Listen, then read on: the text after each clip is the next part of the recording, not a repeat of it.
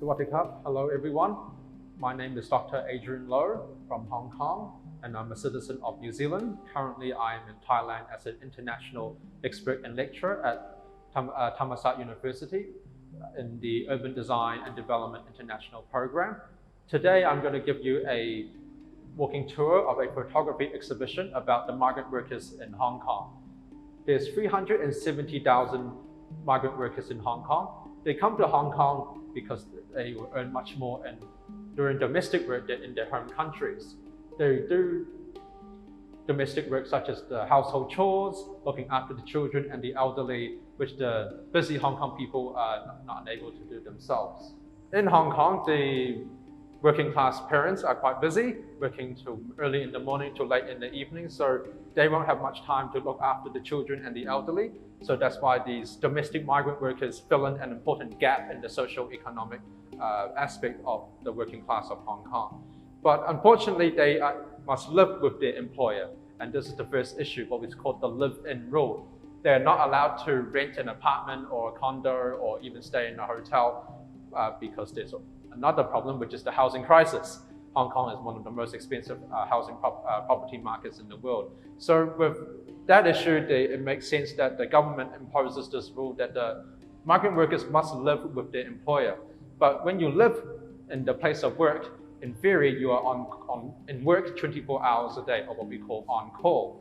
And so in Hong Kong, we have a special rule, a law, that allows the domestic workers one full day off per week.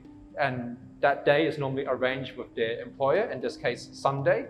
And then because on Sundays, the parents can look after the children and elderly themselves. And so they choose Sunday to take their day off. For the Filipinos, that's important because they go to church on Sundays as well. So the Filipinos hang out mainly in what is called the central area of Hong Kong, whereas the Indonesians, they come to an area called Causeway Bay. And so there's 160,000 Filipino migrant workers in Hong Kong.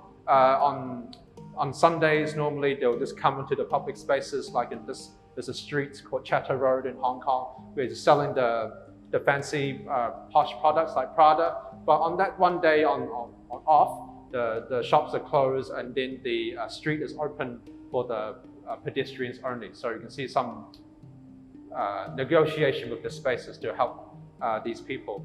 So the idea is that they use the public space, the streets, the sidewalk, as kind of second home, because it's in the public space do they find their real home. Because in the place of employment, in the employer's apartment, they are pretty much restricted to work. They're under the observation of the employer. But they find their own private space when they communicate with people of their own background in the sidewalks and in the public spaces. So it's an interesting idea of privatization of the public space.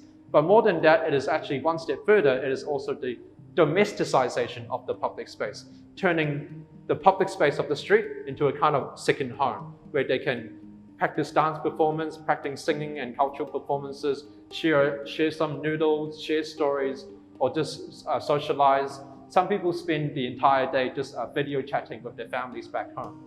So that sets the context for these 370,000 migrant domestic workers, with many of them from Indonesia and Philippines, but also from Thailand as well.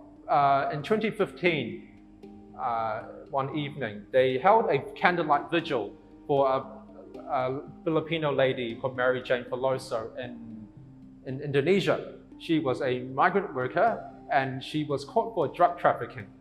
And the idea of the protest was to raise awareness of this issue of this migrant worker who was unfortunately caught for drug trafficking, which in Indonesia means the death penalty.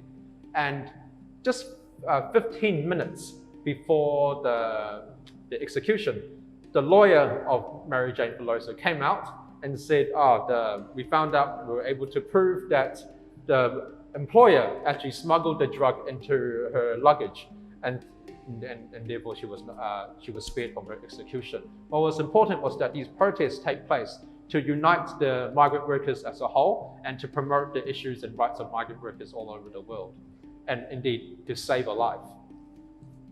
Some of the main issues of migrant domestic work in Hong Kong is issues of overcharging coming from recruitment agencies. In Hong Kong, in order to be a domestic worker, you can, even though there is the channel of direct recruitment, mainly is through a recruitment agency, and a recruitment agency, like any recruitment agency of other sectors, is to an organization that helps you to get a job in a particular place, in this case in Hong Kong. And the recruitment agency, some of them have quite bad practices, such as overcharging. They would charge the commission because they're helping you to get a job. So they would charge sometimes 5 months of salary as commission. So the first 5 months of salary that the migrant worker earns goes straight back to the recruitment agency. It is actually illegal, but because no one to regulate and monitor this issue, and so that's why it continues to be a serious issue. Reality is that once a migrant worker comes to Hong Kong, they need to earn money, they need to spend the money, need to send the money back home. So reality, it takes almost 2 years just to pay up the debts, what is known as debt bondage, which also leads to what is called modern slavery. So this begins a series of other pictures about how they are, the migrant workers are united and solidified to raise awareness of these issues. So we'll take us upstairs.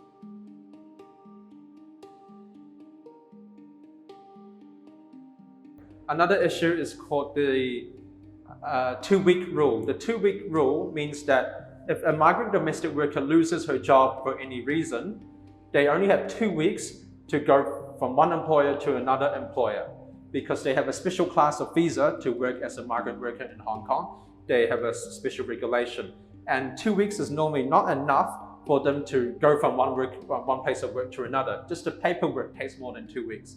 So they've set up something called the Bethune shelter, which is also seen in this picture here. The Bethune house is a shelter for migrant workers where it's a kind of place to stay, temporary shelter for the people that have lost their job and going from one to another, because they live with their employer, and if they lost their employer, they lost their place of accommodation.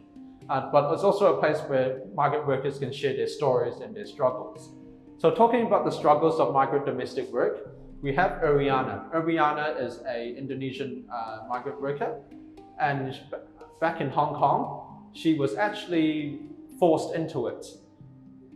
She was, I think, 16 years old when she was employed. The legal age, I believe, was 25. So her documentation or her passport was forged to make her 25 so that she looks like she's the legal age to work. And then she was sent into her employer's house in Hong Kong to start the domestic work. But her Hong Kong employer did a series of illegal things, starting with taking her passport. They're not allowed to take the passport, because taking the passport means they're taking away their identity and their key. And so that's why they were not meant to take the passport. Also, they're meant to give them 1 day off per week. Her employer denied her 1 day off, and she also denied various other things. She was forced to sleep on the floor, and she was only given 4 to 6 slices of bread per day for eating. So of course she got hungry. And so what did she do? Well, she stole from the kitchen. And then what did the employer do? Well, she grabbed her by the hair and slammed her on the wall many times. So today, one of her ears has a hearing problem. Another time, the employer even put the stick of the vacuum cleaner directly into her mouth and then cutting her lip. So these are some of the violent abuses that domestic migrant workers face, and of course illegally, but all of this happens behind closed doors because they're locked up in the employer's place of work, denied the 1 day off, so no one knows all of this is happening. Ariana did approach her recruitment agency, and the recruitment agency, oh, this is normal, just go back to work. And so she did, and she was abused to the point where she stopped looking like a human being, and the employer wrapped her up in some wrapping, sent her to the airport, and said, go home, never come back, and if you tell anyone, we will kill you. Well, because she was already in the airport outside of the employer's jurisdiction, another Indonesian migrant worker found Ariana, saw the horrific condition that she was in, took pictures of her face and sent it onto social media, and it became viral instantly. Migrant workers all over Hong Kong saw what really was going on behind closed doors. And the Hong Kong people try to stigmatize or set up a scenario where the migrant workers are normally in the negative, and the Hong Kong people are not to blame, but it's actually the other way around. The employers can also be the ones that are doing the wrong thing. And so a CNN documentary photographer, he did a documentary about Ariana and interviewing other migrant workers in Hong Kong to raise awareness of this issue, and it was part of the film festival some years ago. And so the issue of rights for migrant workers is very important, both human rights and labor rights. And so we have UNIFIL, or United Filipinos in Hong Kong, led by this lady here, Dolores. And that was the 30th anniversary back in 2015. It's a migrant worker organization, and the Thai have one, the Indonesian have many, the Filipinos have many, to raise issues of human rights for migrant workers. So we'll continue upstairs. This is an event that takes place once per year. It's called 1 Billion Rising, because there's just over 6 billion people in the world, and 1 billion of them are women or children who supposedly face abuse in their working condition. And so the idea that there's 1 in 6 people in the world that would face abuse in their working condition. This was made worse during the pandemic due to lockdowns and other things, so people were locked up in home facing more issues of abuse. And so the idea in this picture is that women from all over the world are gathered in Hong Kong to raise this issue of VAW, violence against women, and trying to support human rights. Migrant workers in Hong Kong every year will have events that they hold annually. And so this is International Migrants Day, held every year in December. And you can see in this picture, they painted the black eyes because they are working 24 hours a day. Their place of work is their place of employment. So they're trying to regulate for 8 hours of work every day. And that picture was taken for the news as well, the Hong Kong Free Press, where I gave my news pieces quite regularly. As well as this picture, this is in February, the 1 Billion Rising event that I talked about just now. And these are other pictures of the 1 Billion Rising events. They have protests, performances, speeches, etc. This is International Women's Day, which happens in March 8th every year. And of course, again, is to raise issues of gender equality in the place of work and in everyday life. This is May 1st, International Labour Day. Regulating working hours is what they were looking for, as well as trying to increase their monthly wage to 5,000 Hong Kong dollars, acknowledging that they're not just they're workers, not slaves. And this is another picture from the International Labour Day on the 1st of March. There's an Indonesian domestic migrant worker. And this is the protest that was happening on the streets of Hong Kong. We are workers and we are not slaves. So how we come to this one. So in this picture, what we can see is we have Annie Lestari, and she is a key domestic migrant worker in Hong Kong. She is Indonesian. She spoke at the United Nations General Assembly meeting back in 2016 in front of the world leaders, talking about the issue of migrant workers. And so this is also part of the May 1st Labour Day protest in the Causeway Bay area. And so they're protesting to end the social exclusion and to stop overcharging, raise the wages and regulate for the working hours. All of this is under the umbrella of Asian Migrants Coordinating Body, which is, I talked about the Filipino organization, the Indonesian organization, but there's one umbrella organization which, should we say, solidifies and coordinates everyone, all the other ethnic organizations. AMCB is not a large group. There's just 1 or 2 people from Indonesia, 1 person from Thailand, 1 person from Nepal, and then a couple of people from Philippines. And the idea is that they will organize the protests, the rallies, the events, and they will send it out on social media, like protest on such and such a day, wear red, and they'll come out. They're very organized.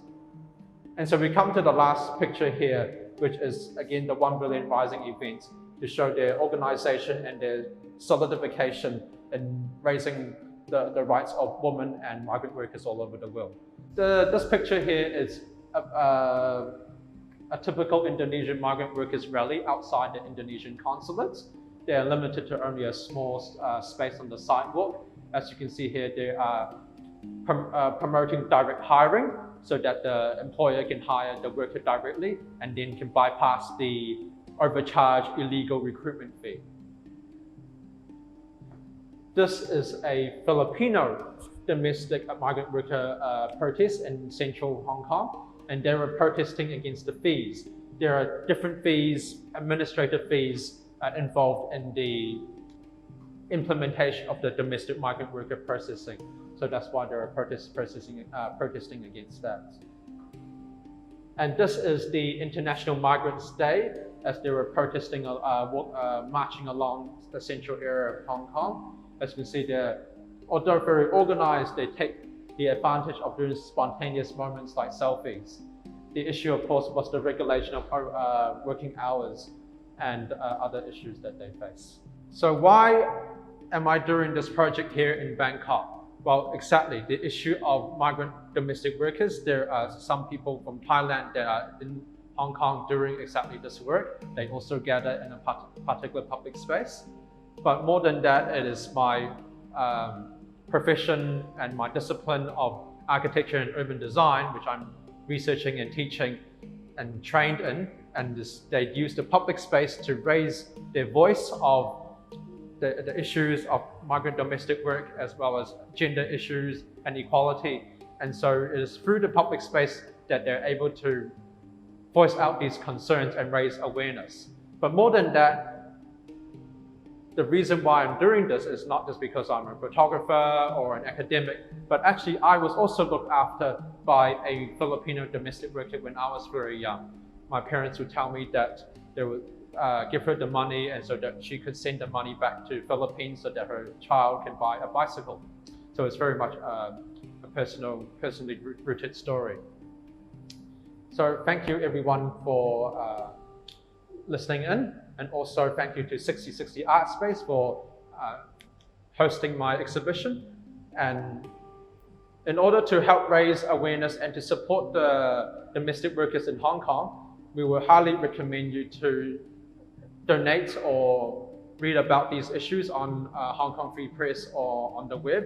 And there is a donation link at the bottom of this video so that you guys can support these migrant workers, particularly during this time of the pandemic with the lockdown restrictions, where they are very much in need of help and support. And all of this will be going towards the AMCB, which I talked about before, which will help them, the migrant workers in their current situation. So moving on to next month's exhibition, which we held in the Black Building of the 6060 Art Space Gallery. We will be having an exhibition of the Urban Design and Development International programs from Thammasat University student works. There will be 2 projects, and we'll be exhibiting that starting from March the 5th, where we have a launch. So looking forward to see everyone there. Thank you very much. Swadee khap.